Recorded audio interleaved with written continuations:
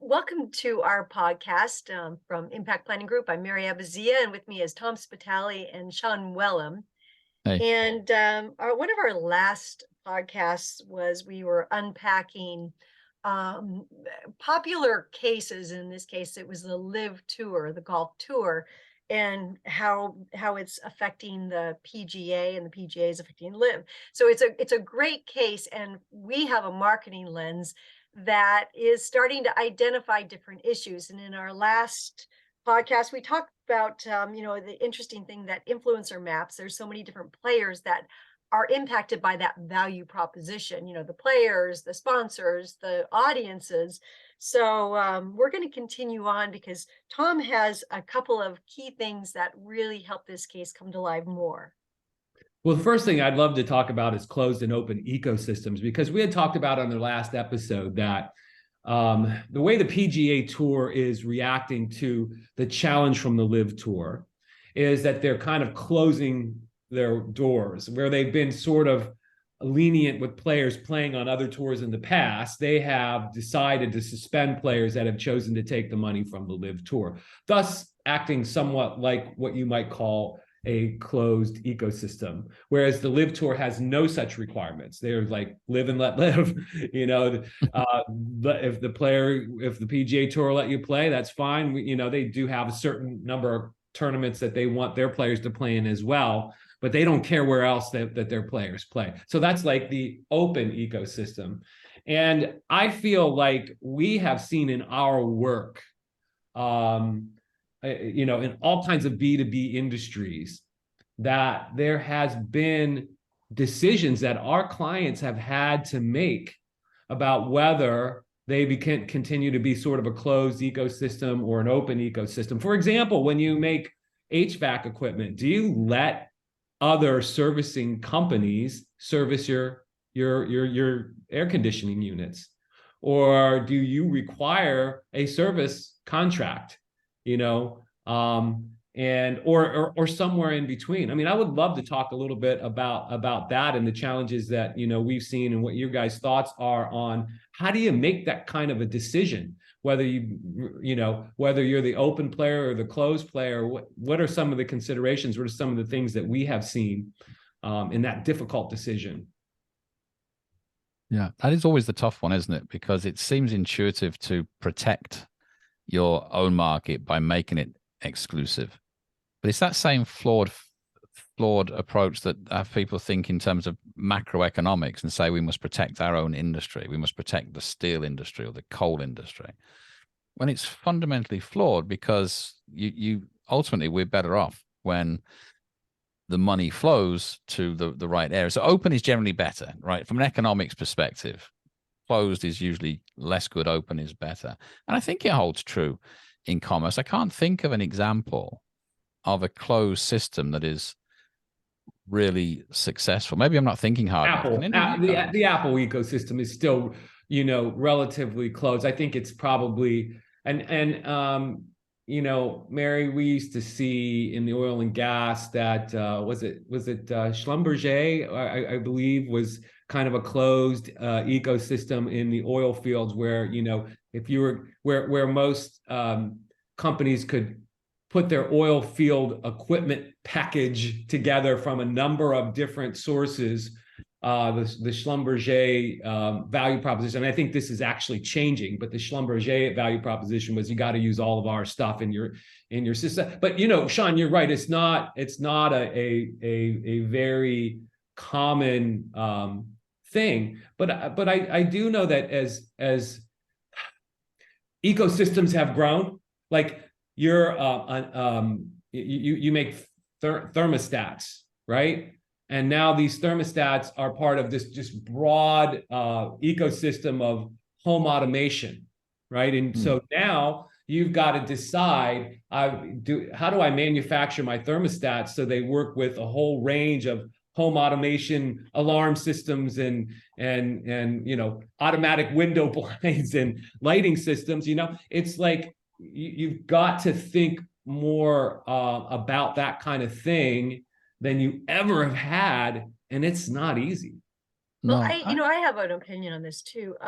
I think you really have to take a hard look at your own capabilities. And, if you're going to have a closed system or even a hybrid closed, where it's a few exclusive partnerships that are part of your system. So it's not just you, but you fill in those gaps with other capabilities or companies that can help you, then it may be a good idea. But if you're narrow, which a lot of B2B companies kind of are forced to be more narrow, if you because sometimes they get too broad and then they can't take care of anything. So it seems as though, the first question is what do your customers need, number one, and that helps define how broad you're going to go. The doorbell can only do so much. How much does my customer expect that door system to do in my house? So first understanding, the expectations of the customers and the needs. And then the second question is, what are my relative capabilities? Can I serve it better than anyone else so I can have that unique position? Or do I need to open it up because I really don't have it and I need to somehow, let my customers, so I need to still have some control, but let my customers have more options. well, I guess there's the motivation is key to me as well as to what you could see why somebody would want to create an exclusive lockout for their products. You could see why that would make some sense. The compatibility with peripherals and like kind of like Apple do. They're a lot more open than maybe they used to be. But in general terms, that there's a sort of a little bit of a lockout for other softwares. But in the case of LIV and the PGA, it seems that the PGA have historically demanded more commitment than exclusivity. On the last podcast, Tom, you mentioned that you have to do a certain number of tournaments and pay your dues. And then it's kind of accepted that you'll play in the European Tour. Maybe you'll play in some of the majors that aren't governed by the PGA, like the Open or the Masters. And so they demanded commitment rather than exclusivity. It seems that their reaction to LIV is because they're worried that it's now a threat to their dominance in this particular area, that they've chosen to ban it for their members on some basis. And I think that is telling as well that it's not how they've always been, right? They've not always been exclusive. They want commitment, but now they're demanding exclusivity. It's really signaled something, and I don't think it's good. That what the PGA Tour is saying. I mean, they could just ignore it. They could ignore LIV and just say, fine, make your 15 tournaments PGA Tour and think about that. Now, the Saudis are throwing hundreds of millions of dollars at some of the top players in the world, right? And they're benefiting from this conflict, right? You could use judo, right? Where the PGA Tour could just say, fine, do what you want. If the Saudis want to throw a couple $100 million at you, let LIV be the one that starts to demand exclusivity. And the reason why I think that would have been a really interesting and stronger strategy for the PGA Tour is something I mentioned on the last podcast. Incumbent leagues don't have a high probability of success. If the PGA Tour could just have some patience and the right strategy that doesn't make LIV into a hero, right? They may have an opportunity to just do what many incumbent sports leagues have done to challengers, and that is wait them out when they fail, take the best players back in, and just become stronger. And right? The best innovations and best innovations, like you said about cricket last time, Sean. So I think that the positioning of the PGA Tour, at least what they've signaled with what they've done, may not be as well thought out as we all might think it. Well, I can be a bit of a bellwether on this because I don't follow golf. I don't play, as I said on the previous podcast, and I don't really read up. And I watch the occasional major when it's on the TV, but I'm not in any way a fan. Yet, when I heard about this and looked at the PGA's response, I thought they're scared of something. They're worried that someone is coming up with a better product, an innovation, a different way of doing something. Because it seemed to be an overreaction. It didn't seem to be it was a fearful reaction. And that made me then want to look at what the LIV product was. And so incidentally, I found out what LIV stands for since our last podcast. It's the Roman numerals for 54. before. And that's when I said that they play 3 rounds, and the PGA Tour plays 72 holes of golf, 18 times 4.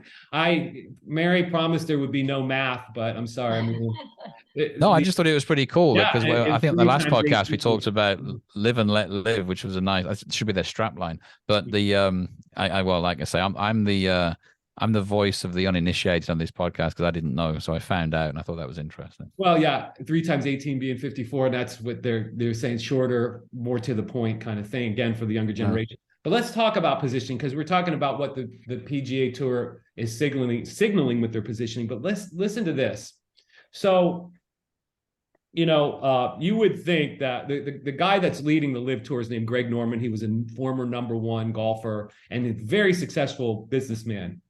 This is a Greg Norman product that I have on right now. He makes clothes, he makes wine. He's been I have the wine. yeah. And so he's the leader. He's the voice. He's the mouthpiece for LIV. And wouldn't you think that as part of, you know, just PR prep, he would know how to handle certain obvious questions? Okay. And so he was asked, what about the Saudi Arabia human rights history? I mean, how can you represent that, especially the Khashoggi killing, you know, the famous Khashoggi killing? And rather than have a very well thought through, positioned response, do you know what Norman said? Everybody makes mistakes. And so, you know, and of course that got all the headlines for the while, and whatever momentum that LIV had at the time was just really damaged by that.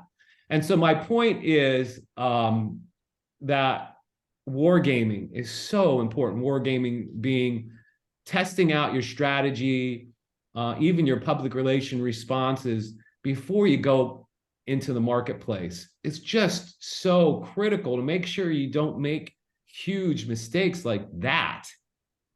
I think I don't think LIV has really recovered fully from that. I mean, it made because the PGA Tour is positioning the LIV Tour as dirty money. Well, I mean, that's its Achilles heel, and it sounds like I didn't hear that comment, but that's a classic, isn't it? Of like deer in the headlights, being asked a question you didn't anticipate, and then coming up with something terrible. Like, we all make mistakes. it's right up there. You're it's like, right what? Up there. What? Yeah. Yeah, but I like your point about positioning. So Tom, where do you think, or Sean, where do you think that the positioning should go next? I mean, given For who? For LIV where or for they are. PGA? For both of them. Like if you were to do a simulation, what would be the most effective thing for each of them to do next? All right, Tom, I'll be LIV. You can be PGA. We'll Okay. war game this live on the air.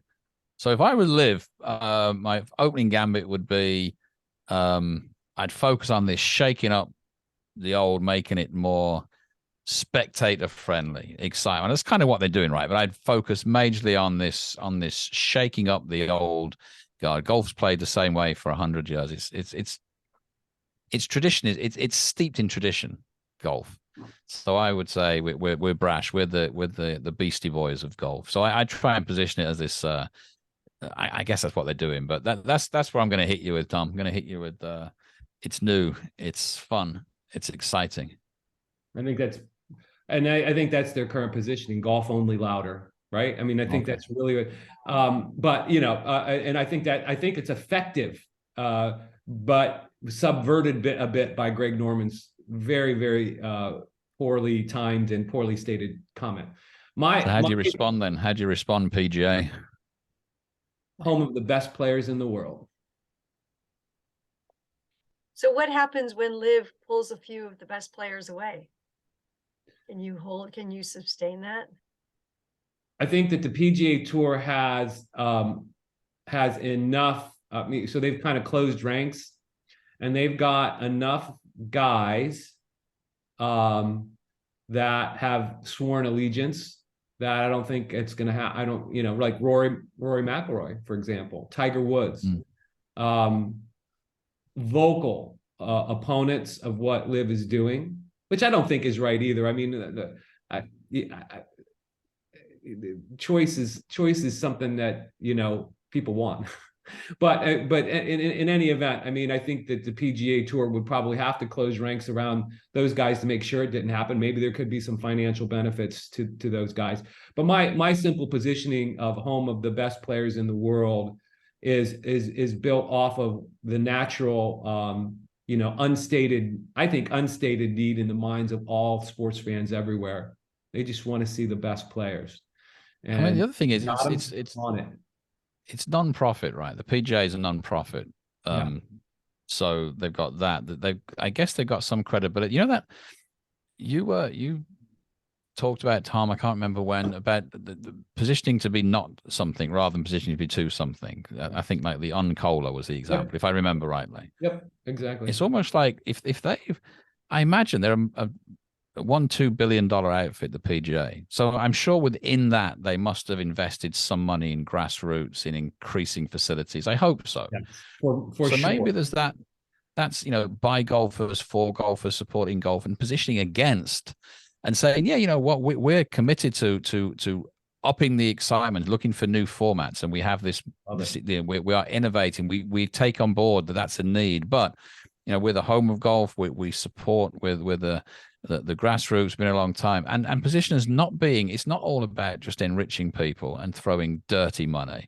Maybe they position against that is their best, rather than trying to pull up the drawbridge and say, no, we're the PGA, we're not going to let you do that.